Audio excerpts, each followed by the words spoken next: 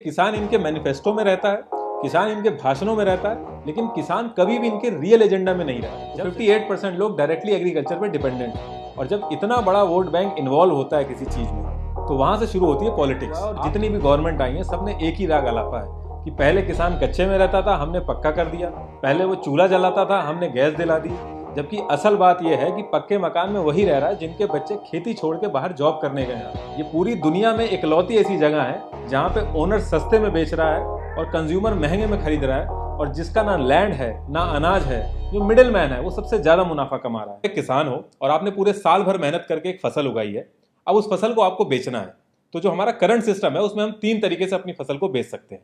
पहला है local market, दूसरा है एपीएमसी मंडी और तीसरा है एमएसपी। पहला ऑप्शन है लोकल मार्केट। इसमें किसान अपनी जान पहचान के साहूकार किसी शॉप पे या किसी लोकल मार्केट में अपनी इंडिविजुअल कैपेसिटी में जाके बेच सकता है। अब 30 से 40 किलो की बात हो तब तो वो ये कर सकता है, लेकिन जब कुंटलों में अनाज होता है तो उसके लिए एक इंफ्रास्ट्रक्चर चाहिए होता है, जैसे कोल्ड स्टोरेज, वेयर हाउसेज। इनमें बहुत पैसा लगता है। तो इसमें गवर्नमेंट ने एक सेकेंड ऑप्शन दिया एपीएमसी मंडी का, जो कि स्टेट गवर्नमेंट रूल करती है। इसमें कोल्ड स्टोरेज, वेयर हाउसेज, हर एक चीज का वो लोग टेक केयर करते हैं। किसान को सिर्फ ट्रांसपोर्ट पे पैसा लगा के वहां तक जाना है और अपना सामान बेच देना है। जब अनाज लेके किसान एपीएमसी मंडी पहुंचता है तो वहां पे कमीशन एजेंट होते हैं जिनका काम होता है लोडिंग, अनलोडिंग, बिडिंग के लिए प्रोसेस पूरा देखना। वो एक तरह से फार्मर्स के रिप्रेजेंटेटिव की तरह एक्ट करते हैं। फिर वहां पे नीलाम करता होता है जो कि पूरा बिडिंग प्रोसेस कराता है। फिर अलग अलग बिडर्स आते हैं और जो बिडर सबसे ज्यादा पैसा देता है फार्मर को, फार्मर उसको अपनी उपज बेच देता है। एपीएमसी मंडी को अगर सिंपल तरीके से समझना है तो जिस तरीके से फ्लिपकार्ट और अमेजोन काम करते हैं, ठीक उसी तरीके से एपीएमसी मंडी भी काम करती है। फ्लिपकार्ट और अमेजोन बायर्स और सेलर्स को मिलाते हैं और अपना कमीशन ले लेते हैं। ठीक इसी तरीके से एपीएमसी मंडी भी करती है। बस एक चीज का डिफरेंस है, एपीएमसी मंडी में ट्रांसपेरेंसी नहीं रहती, बाकी अमेजोन और फ्लिपकार्ट में पूरी तरीके से ट्रांसपेरेंसी रहती है। एपीएमसी मंडी अगर इतनी फेयर होती तो जो हाल आज किसानों का है वो हाल होता नहीं। तो इसमें दिक्कत कहाँ कहाँ पे आती है? अब इसमें सबसे बड़ी दिक्कत आती है जो मंडी के अंदर बिडिंग हो रही होती है उसके अंदर बिडर्स पहले से ही साठगांठ कर लेते हैं। अब इस साल का जो आईपीएल था उसमें ग्लैन मैक्सवेल का बेस प्राइस 2 करोड़ था। अब दिल्ली और पंजाब ने बहुत ही एक्सट्रीम लेवल पे बिडिंग करी जिसमें वो 10 करोड़ से भी ऊपर के बिके। अब दिल्ली और पंजाब अगर पहले से ही साठगांठ कर लेता तो उनको ये रेट नहीं मिलता। तो सेम यही सिचुएशन हो रही है फार्मर्स के साथ। अब इसमें दूसरी सबसे बड़ी दिक्कत ये आती है कि एक एजेंट को 6% मिलता है पूरी डील कराने का। हर स्टेट में अलग अलग है, लेकिन अगर हम 6% लेके चलें तो मान लो अगर 100 रुपए का टमाटर बिका है तो 94 किसान को मिलने चाहिए और 6 रुपए मिलने चाहिए एजेंट को। लेकिन होता यह है कि एजेंट किसान से खुद खरीद लेता है 100 रुपए में और 180 में आगे बेच देता है। तो एक्चुअल में किसान को 169.2 मिलने चाहिए और 10.8 जो है वो एजेंट को मिलने चाहिए। लेकिन होता यह है कि 96 मिलता है किसान को और 86 कमाता है एजेंट। पहला ऑप्शन था लोकल मार्केट, दूसरा ऑप्शन था एपीएमसी मंडी। जब एपीएमसी मंडी में धांधली होने लगी तो तीसरा ऑप्शन गवर्नमेंट लेके आई MSP, minimum support price. Government ने एमएसपी लाके ये कर दिया कि जो भी एमएसपी का रेट डिसाइड होगा उससे कम में क्रॉप्स नहीं बिकेंगी। अगर मार्केट में आपको उससे कम रेट मिल रहा है तो आप सीधे गवर्नमेंट के पास जाइए और अपनी क्रॉप एमएसपी रेट पे जाके बेच दीजिए। जैसे अगर मैं वीट का एग्जांपल लूं तो इस समय जो करंट रेट चल रहा है वो 1925 चल रहा है पर क्विंटल, जो कि बढ़ के 1975 हो गया। तो अगर आपको अपना गेहूं बेचना है तो आप सीधे गवर्नमेंट पे जाइए और एमएसपी रेट पे बेच दीजिए। लेकिन ये हर एक क्रॉप के लिए नहीं है। 23 एसेंशियल क्रॉप है जिसपे एमएसपी लगता है और बाकी किसी पे नहीं लगता। एमएसपी आने से भी किसानों की प्रॉब्लम सॉल्व नहीं हुई। जो भी रेट एमएसपी का गवर्नमेंट डिसाइड करती थी, लोगों ने उससे ज्यादा देना ही बंद कर दिया। बिडिंग प्रोसेस में भी एमएसपी का जो रेट होता था उसके आसपास ही बिडिंग लगती थी। यहां तक कि जो लोकल साहूकार भी थे वो भी यही कहते थे कि आपको बेचना एमएसपी पे ही जाके है, तो इतना ट्रांसपोर्ट का पैसा आप लगा रहे हैं, इससे बढ़िया आप यहीं बेच दीजिए। तो कुल मिला के जो मिनिमम सपोर्ट प्राइस था ये मैक्सिमम सपोर्ट प्राइस बन गया। अब इसमें एक दिक्कत और आती है कि एमएसपी पूरे इंडिया में सेम रहता है, लेकिन फार्मिंग की जो कॉस्ट होती है वो हर एक स्टेट में अलग अलग आती है। इतनी सारी दिक्कतों के बाद भी जब किसान एमएसपी पे बेचने निकलता है तो वहां भी कालाबाजारी आ गई है। एमएसपी का जितना भी प्रोसेस है, मैनेजमेंट और स्टोरेज, वो सारा एफसीआई देखती है। तो जब किसान अपनी फसल लेके वहां पहुंचता है तो उसको कोई ना कोई बहाना बना के उससे चक्कर लगवाए जाते हैं। अब किसान की जो फसल है वो हर दिन उसका रेट कम होता है, फसल खराब होने का भी डर रहता है और जो उसने बैंक से लोन लिया है उसका इंटरेस्ट हर दिन बढ़ता है। तो किसान ज्यादा दिन वेट नहीं कर सकता, वो मार्केट में जो भी रेट मिलता है उसमें जाके वो बेच देता है। फिर वही अधिकारी उसी मार्केट में जाके कम रेट में खरीदता है और जो गवर्नमेंट का रजिस्टर्ड होता है उसमें एमएसपी का रेट चढ़ा देता है। एमएसपी बर्डन बन चुका है गवर्नमेंट के ऊपर, ये गवर्नमेंट खुद कई बार बोल चुकी है। गवर्नमेंट एमएसपी के रेट पे खरीदती है और कम दामों में राशन कार्ड पे उसको देना पड़ता है। अगर मैं करंट सिचुएशन की बात करूं तो 19 रुपए 25 पैसे पर केजी के हिसाब से उसको गेहूं खरीदना पड़ता है और 2 रुपए पर केजी के हिसाब से राशन पे देना पड़ता है। और जो इंफ्रास्ट्रक्चर की वजह से जो नुकसान होता है हर साल वो अलग से। 90,000 करोड़ का नुकसान हुआ है अनाज खराब होने की वजह से, क्योंकि प्रॉपर इंफ्रास्ट्रक्चर ही नहीं है हमारे पास। अब ये तो हो गई करंट सिचुएशन फार्मर की। अब ये जो नए बिल आए हैं इनसे क्या क्या चेंजेस आएंगे। जून 2020 में गवर्नमेंट इस बिल को ऑर्डिनेंस की तरह लेके आई। जब एक्सट्रीम सिचुएशन हो और पार्लियामेंट सेशन ना रन कर रहा हो तो प्रेसिडेंट ऑफ इंडिया के पास पावर होती है कि वो इस तरीके के ऑर्डिनेंस ला सकते हैं। तो पहला है the farming produce trade and commerce. इसमें आप एपीएमसी मंडी के बाहर भी बेच सकते हैं। जो छोटा किसान है, जो स्मॉल स्केल फार्मिंग करता है, वो अभी भी मंडी के बाहर ही बेचता है। लेकिन अगर आप एक लार्ज स्केल फार्मिंग करते हैं और आप चाहते हैं कि गवर्नमेंट एमएसपी से आपकी फसल सिक्योर रहे, तो आपको एपीएमसी मंडी के अंदर ही बेचना होगा। 7,000 एपीएमसी मंडी एरिया वाइज डिवाइडेड है और हर किसान को अपने एरिया की एपीएमसी मंडी में आके ही अपनी फसल बेचनी होगी। अब मान लो एक किसान डिस्ट्रिक्ट के बॉर्डर पे रह रहा है, दूसरे डिस्ट्रिक्ट की एपीएमसी मंडी उसके पास में है, लेकिन उसके बाद भी उसको अपने एरिया की ही एपीएमसी मंडी में आना होगा और फसल बेचनी होगी। तो इस बिल के आने से अब किसान एपीएमसी मंडी के बाहर भी बेच सकता है किसी भी प्राइवेट कंपनी को, और जो भी सेल और परचेज होगा उस पर स्टेट गवर्नमेंट कोई भी टैक्स नहीं ले पाएगी। जब किसान इतनी दूर से ट्रांसपोर्ट में पैसा लगा के एपीएमसी मंडी पहुंचता है और एपीएमसी मंडी वालों को भी पता है वो यहाँ के अलावा कहीं बेच नहीं सकता, तो ऐसे केस में मोनोपोली हो जाती है और किसान की जो नेगोशिएशन पावर है वो खत्म हो जाती है।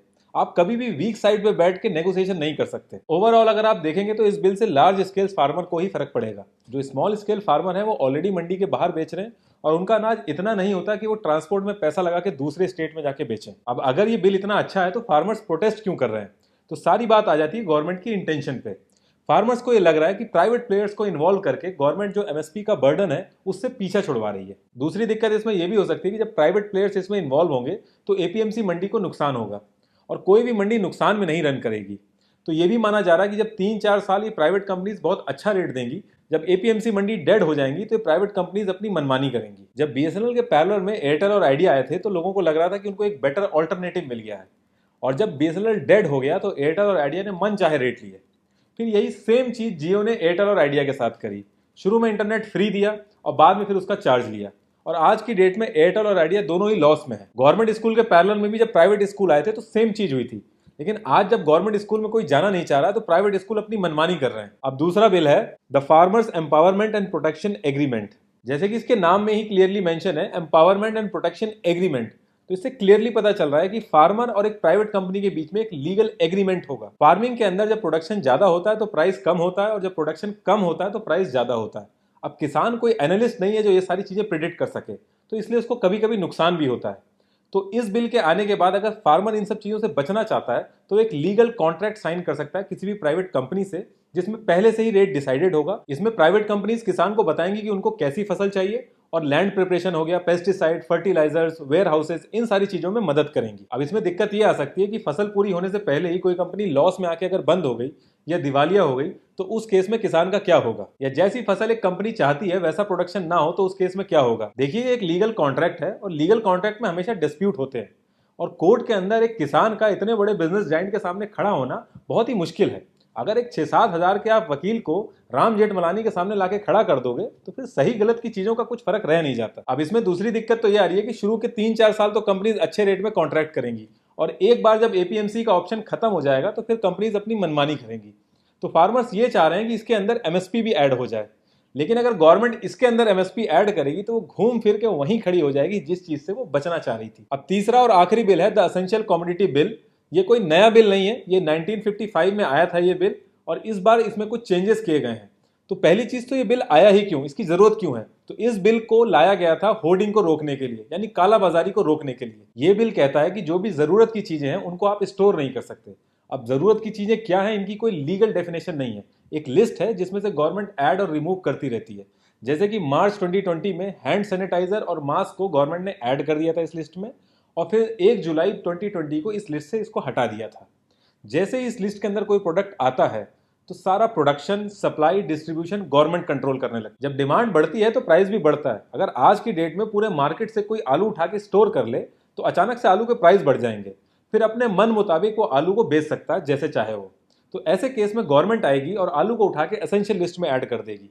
जैसे ही आलू एसेंशियल लिस्ट में ऐड होगा गवर्नमेंट का कंट्रोल आ जाएगा आलू के ऊपर, और जो भी उसको स्टोर करेगा उसको जेल होगी। गवर्नमेंट ने इस नए बिल में क्या किया है कि अनाज, दाल, आलू, प्याज, ऑयल, ये सारी चीजें एसेंशियल लिस्ट से बाहर कर दी हैं, और कहा है कि दोबारा इनको एसेंशियल लिस्ट में तभी डालेंगे जब कोई वॉर जैसी सिचुएशन होती है, कोई प्राकृतिक आपदा आती है, या अचानक से प्राइस हाई हो जाता है। गवर्नमेंट का कहना है कि इन सारी चीजों से किसानों को सही प्राइस मिलेंगे, और अगर आप नोटिस करें तो जिस दिन से एसेंशियल लिस्ट में से सारी चीजें हटाई गई हैं उस दिन से इन सब के रेट भी बढ़ गए हैं। लेकिन प्रॉब्लम ये आ रही है कि फार्मर के पास इतना पैसा नहीं है कि वो इतना बड़ा इंफ्रास्ट्रक्चर मेंटेन करे, कोल्ड स्टोरेज मेंटेन करे इन सबको स्टोर करने के लिए। तो इसका जो असली फायदा है वो बड़े बड़े बिजनेसमैन ही उठाएंगे, इन सारी चीजों को स्टोर करके आर्टिफिशियल डिमांड क्रिएट करेंगे। तो ऐसा क्या रीजन है कि पंजाब और हरियाणा में ये प्रोटेस्ट ज्यादा हो रहे हैं?